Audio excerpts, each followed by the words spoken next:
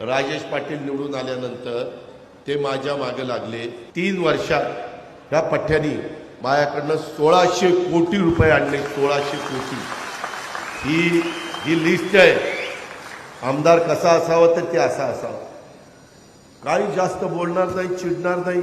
मी चिडलेला दिसलो तर गप्प असं बसणार आणि सगळे निघून गेले की दादा बोलू का, बोला बोला. मग ती सांगणार माझं हे काम करा, जलसंधारणाला निधी द्या, डोंगरी विकास निधी द्या, मुख्यमंत्री ग्राम सडक योजना मंजूर करा, पंतप्रधान ग्राम सडक योजना द्या, अल्पसंख्याकांना निधी द्या, 25-15चा निधी द्या, 50-54चा निधी द्या, 30-54चा निधी द्या, तांडा वस्ती सुधारला निधी द्या, हायब्रिड इम्युनिटीला निधी द्या. या पद्धतीनं 1600 कोटी रुपये आणले.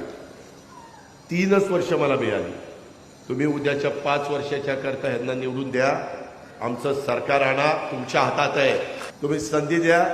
मी अजित पवार तुम्हाला शब्द देतो, या टर्मला तर 1600 कोटी रुपये दिले, पुढच्या टर्मला त्याच्या दुप्पट निधी नाही दिला तर पवार नाव सांगणार. महाराष्ट्रवादी रे.